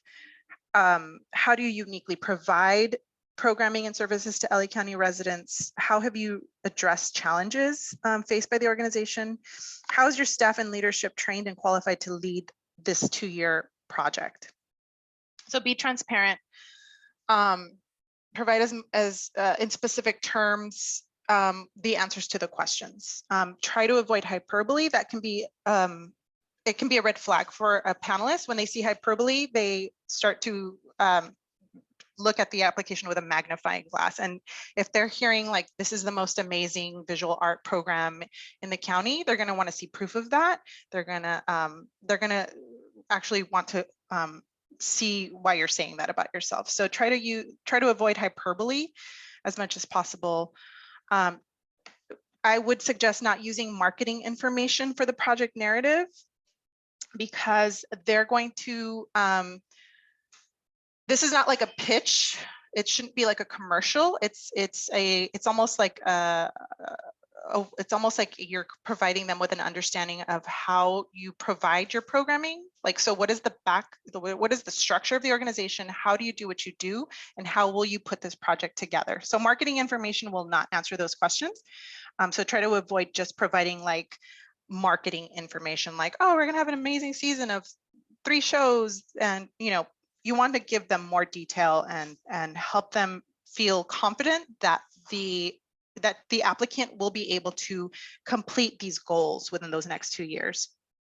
Use bullet points whenever possible. Outline format is great. Make sure you answer each of the questions, especially the sub questions that we do add some smaller questions within each of the larger questions. And that's kind of helpful. It encourages us to, it encourages the applicant to provide more detail where needed. So watch out for those sub questions. And help the panelists understand why they should care about this organization, why they should care about this programming, why this programming deserves to be supported by the county. Provide the goals and the needs to be addressed with the funding. Tie it all back to the long-term mission. Be consistent and clear. That's key. And then one of the last things I would always say is if you can get somebody to proofread before you submit it, that is also something that's highly encouraged. If you can have somebody proofread the application, and in particular these narrative portions of the application, that's super important. So what does the organizational narrative look like? In this part of the application, you're providing information about your mission, history and programming, your planning and leadership information, community and core audience information, and artistic engagement and quality. Again, you know that OGP 1 organizations with sustainability projects do not have to provide an extra project narrative. They can provide those details in the organizational narrative. And so I would suggest you provide those details under history and programming where needed, community and core audience.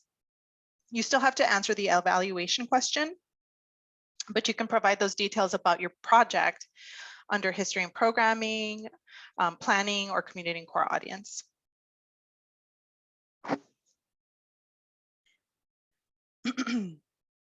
And then remember that we have some additional questions that pertain to your cultural equity and inclusion work. Those questions are located under the planning and leadership section and the community and core audience section.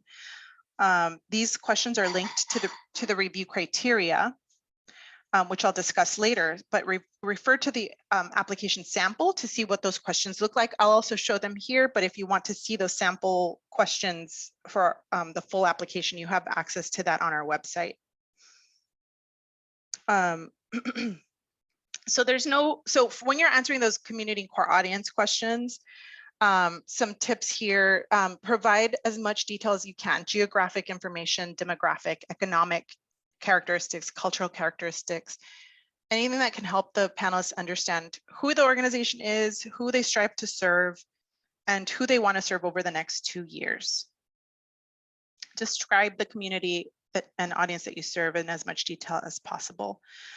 Everyone answers these questions differently based on the organization. Some collect specific pieces of data, some don't, so do the best that you can. Paint the picture to be specific, and just be careful not to just provide demographic information about LA County in general. No one serves the entirety of LA County, so just be careful with that. Use census data if you can for the areas that you serve. Use survey data if you collect survey data. Give as much quantitative information as you can to capture information about the audience and participants. Be creative when you're explaining who you serve.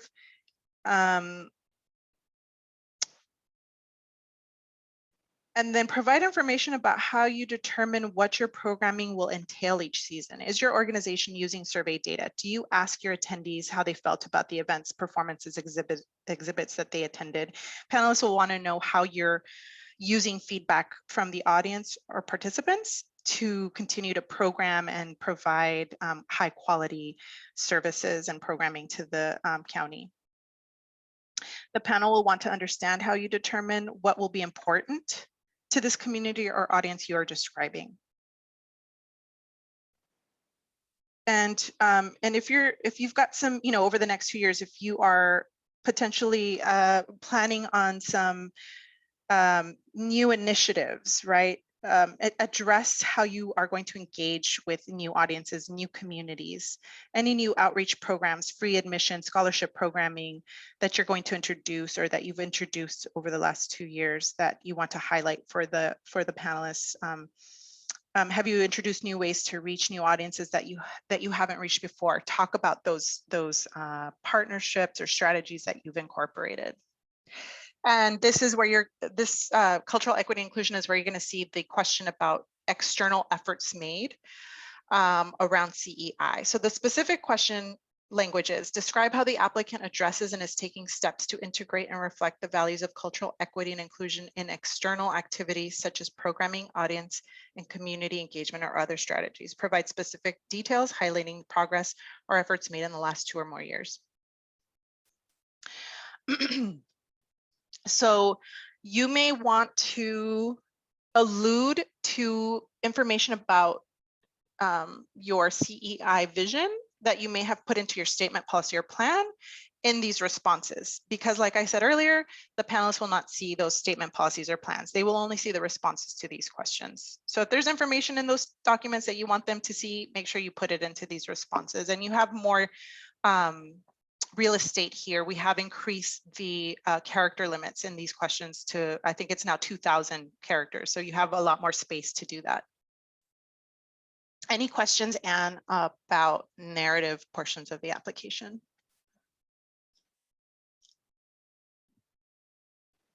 Let's see. What do you mean about orgs may use this as their project proposal?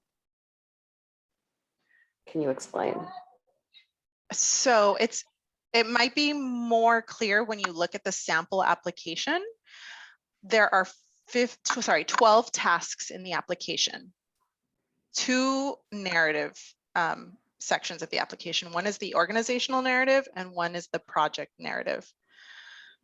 Organizations who are OGP 1 with sustainability projects can skip the project narrative, but you still have to address those questions within the organizational narrative, right? So that's what I'm saying. You don't have to provide the project proposal in the project narrative. You can use the real estate in the organizational narrative to paint the picture of what you're doing over the next 2 years. If it's sustainability, it's probably something you're doing already that you've been doing. And you're just talking about the evolution of that programming over the next 2 years. So that's where you're providing your project proposal. But when I say project, the way that we define project for OGP is very loose because it's general operating support. So it's not like you're not required to, for example, say, I'm going to put on 2 new exhibits next year. If it's sustainability, maybe you're saying, I am going to continue to provide 2 exhibits that we've been providing every year to this group of constituents. We're going to continue to do that. And our goal is to support the salary of the person that continues to do that. So the project proposal, it's based on this programming that's been happening. You're putting that in the organizational narrative and you're talking about the evaluation in the project narrative, but all the other questions you'll skip. So it will be more clear to you what I'm talking about when you look at the sample application and you see what the questions are within the project narrative.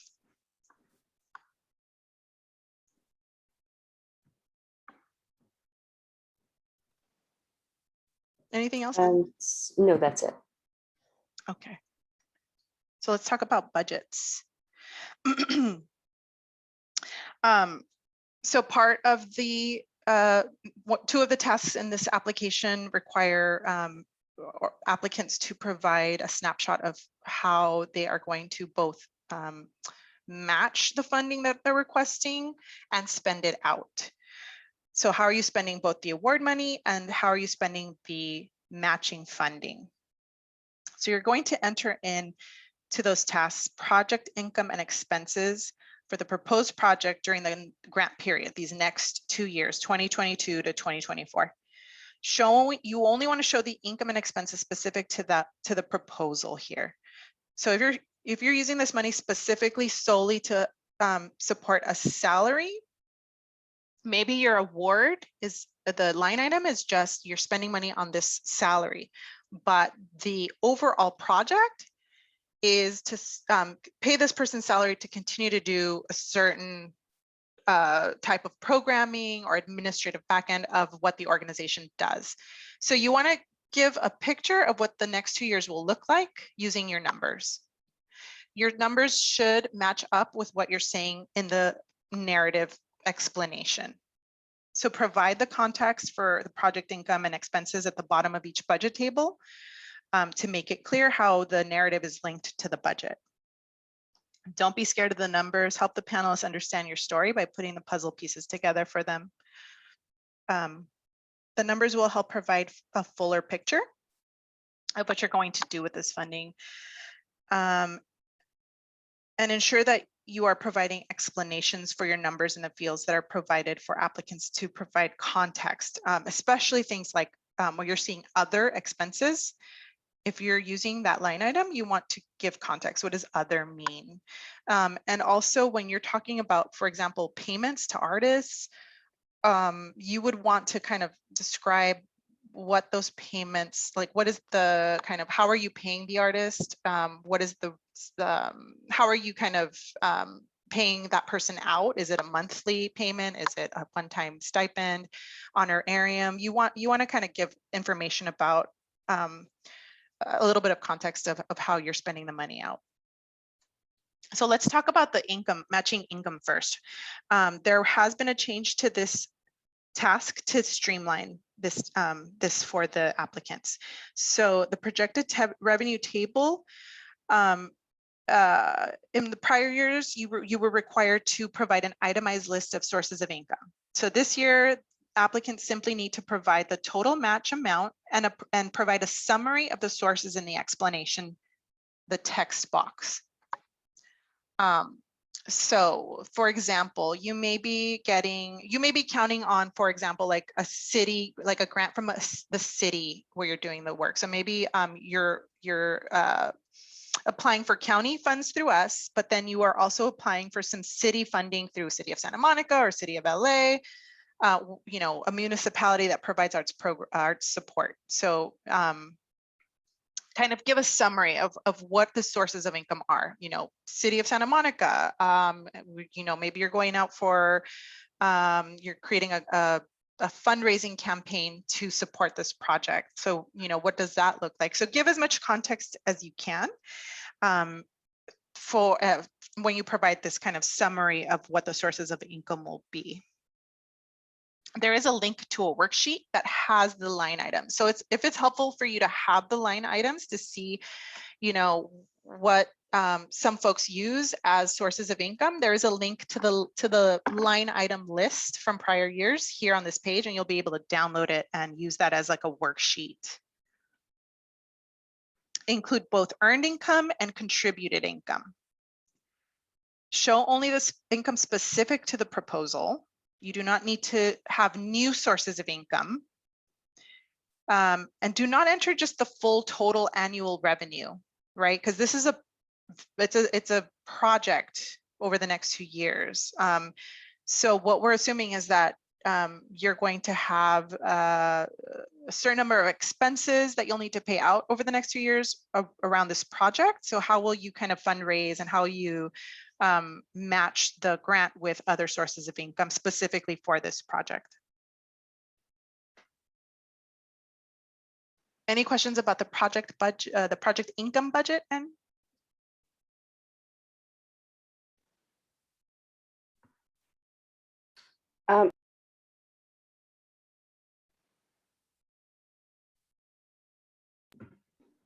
Hi, can you hear me? yes, I can hear you now. Okay. Sorry about that. Not specifically about this. There is another question just about the 990 again. I don't know if you want to. Let's we'll save that one for the Q&A at the end. Okay, then that's it. Okay, awesome. Project expenses are next. So you're going to see in the application, there are 2 tables, one for each year. And so what you're showing is in each of these years, how you're spending the funding out and how you're spending out the matching funds. So that's why you're seeing this table with 3 columns. The leftmost column is the line items that you can select, like how are you using this funding? The middle and last column are for you to put in like the amount of funding you're using within those columns. So let's say your project is to support someone's salary, and the salary of that person is like a $40,000 salary. You're going to use, you know, potentially the request, you know, let's say your request is for $20,000. You're putting in $20,000 for this person's salary under that line item under OGP year 1 request. Under the year 1 match, it's the balance. So another $20,000. So you have like an exact match. So what's tricky about this table and what we've heard is a little bit confusing is your line items may not be an exact match between year 1 and year 2. And they also may not be an exact match between the request amount and the match amount. So you might be like, let's say your request is 20% of the full cost of the project, right? So you're putting in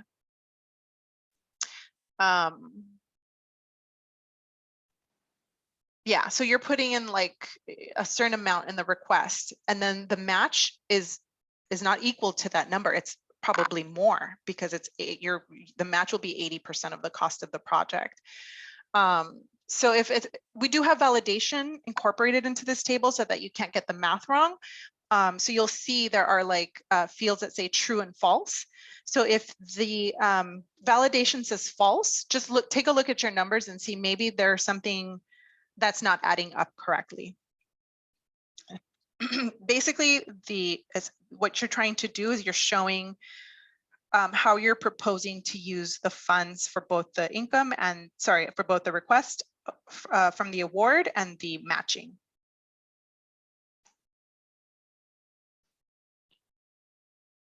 So make sure to explain these line items wherever needed.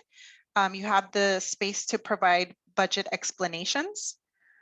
And like I was saying earlier, provide that context for the project budget. Let the panelists know what you need to pay for and how.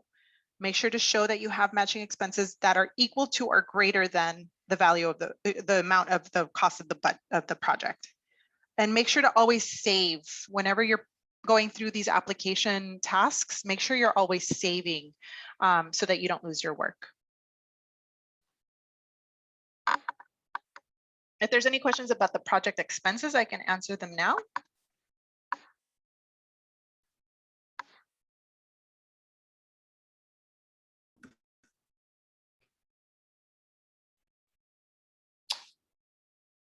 I don't know if it's about project expenses. Let's see.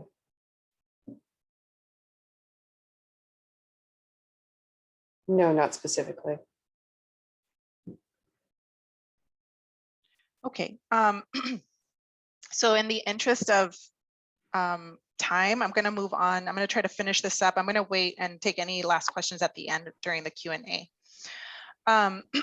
So we do have review criteria, 5 different review criteria that we ask panelists to use when scoring and reviewing these applications. So we recommend that you download and read through those review criteria guidelines in the on page 19.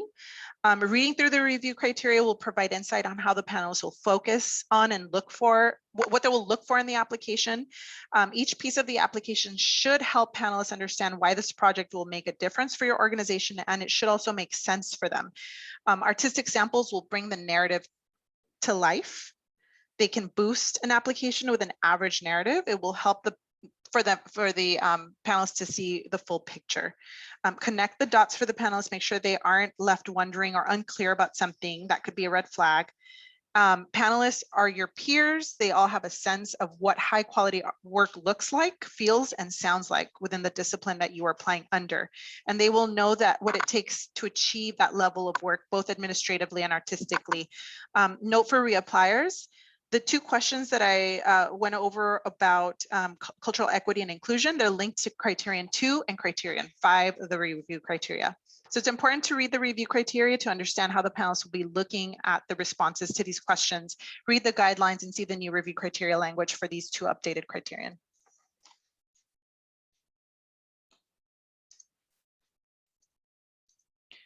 Checklist, we went through that earlier.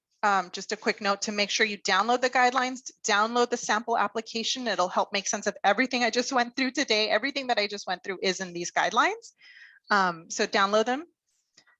Quick information about the timeline. The deadline for this application is October 6, 2021 by 11:59 p.m. We do not give extensions. We never have. That's never been possible through this program. So know that it's a hard deadline. It's strict. We will not provide more time. Get your application in by the deadline. In February and March, 16 panel meetings will happen. Roughly 80 panelists will come together to review your application. And in July, you'll receive an update on the decision. So, just a quick note about who the panelists are. They're your peers. And we actually are always looking each year for panelists, for folks to nominate themselves to be a panelist. Obviously, if you were applying in that year, you wouldn't be a panelist in the same cycle, but you could be a panelist for a following cycle. And folks who are brand new to this program and who are interested in learning more, but not quite ready to apply, you should definitely consider nominating yourself to be a panelist. So if you're interested, please send us a chat or an email to grants@arts.lacounty.gov and we can send you the nomination form. Applications are reviewed and scored by a grant peer review panel. It's made up of artists, arts professionals, community members, and others with knowledge and professional qualifications in the arts and with familiarity of the Los Angeles region arts sector.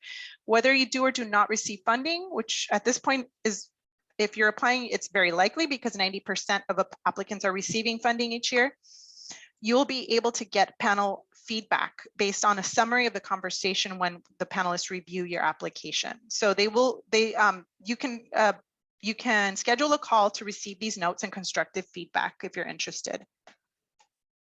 And so that kind of brings us to the conclusion here. I mean, I know that there were some questions in the chat that we may want to answer, but if you've got all the information you needed, you can feel free to sign off. Reminder that we will be doing another session after this, a small office hours work group. So if you want to join us for that, you can join us. It'll be a continuation of this Q&A session here. So thank you for joining us, everyone. And Anne, if you have any questions in the chat, we can take them here.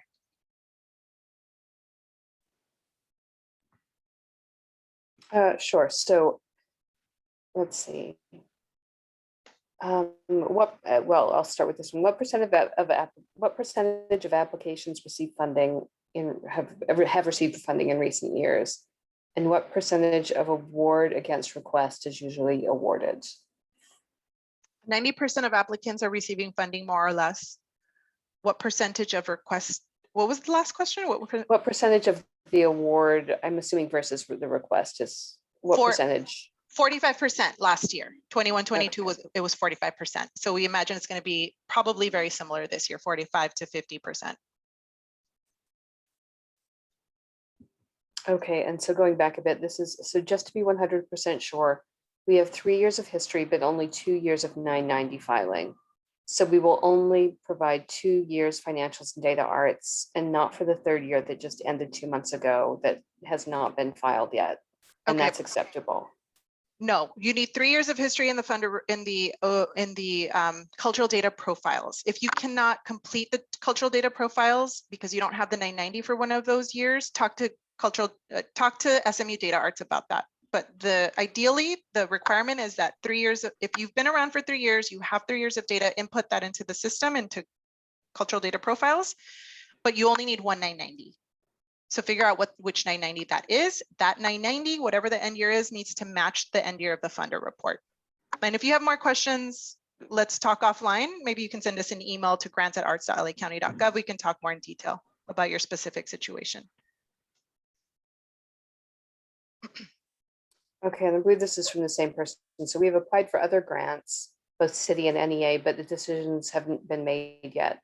So we can make assumptions that we'll receive them, but if other funding is not approved, can we use other sources to match? Yes, you can. You're not required to use the same sources of funding that you put into the application. That's one of the reasons why we took away the line item budget list, because we know that this is almost a year ahead of that, the cycle. So a lot of times the matching sources of income will change for the most part. So totally fine if it doesn't match up completely with what you said in the application.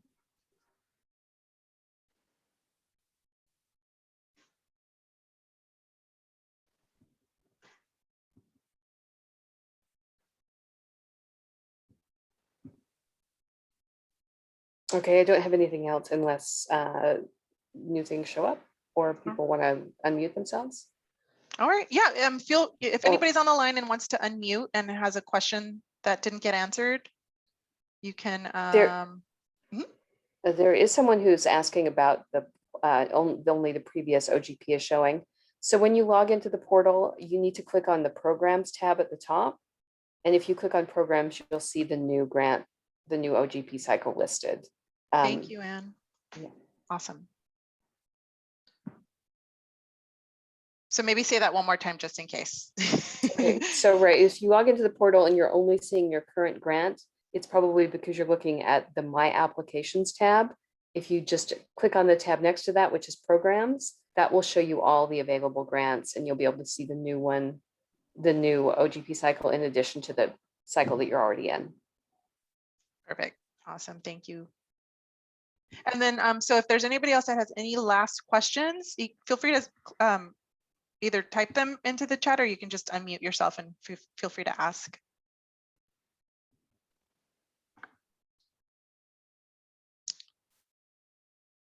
All right, well, sounds like, oh, I see a question in the chat. So confirming that we can use years 2017, 18, and 19 for data arts if our 2020 budget was low due to COVID. As long as your 2019 document ends in December, you should be fine.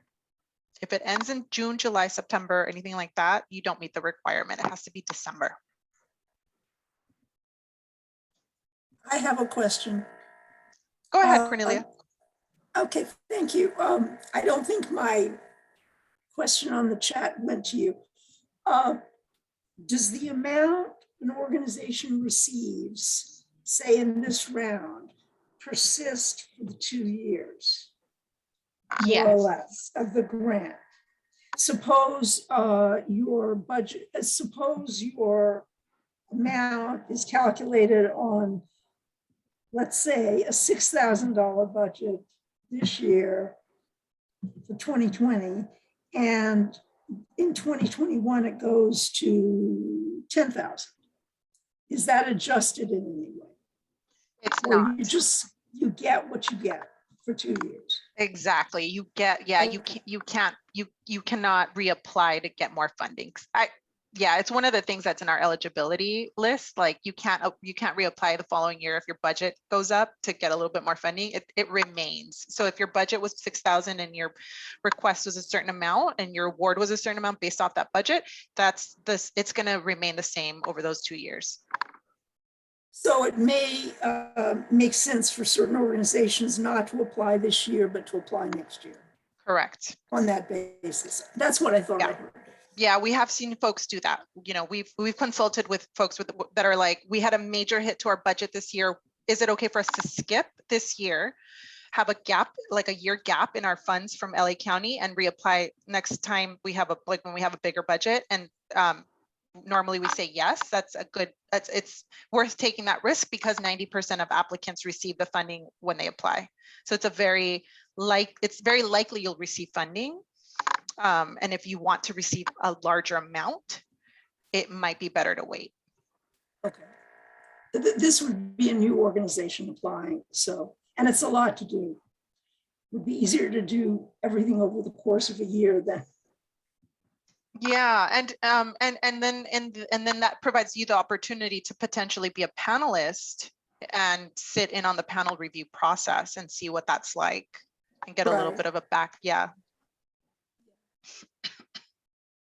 Thank you. You're welcome. Thank you for that question. Okay. So looks like most folks have signed off, and so I'm going to transition to the small group office hours. So I'm going to stop the video and make sure we save this.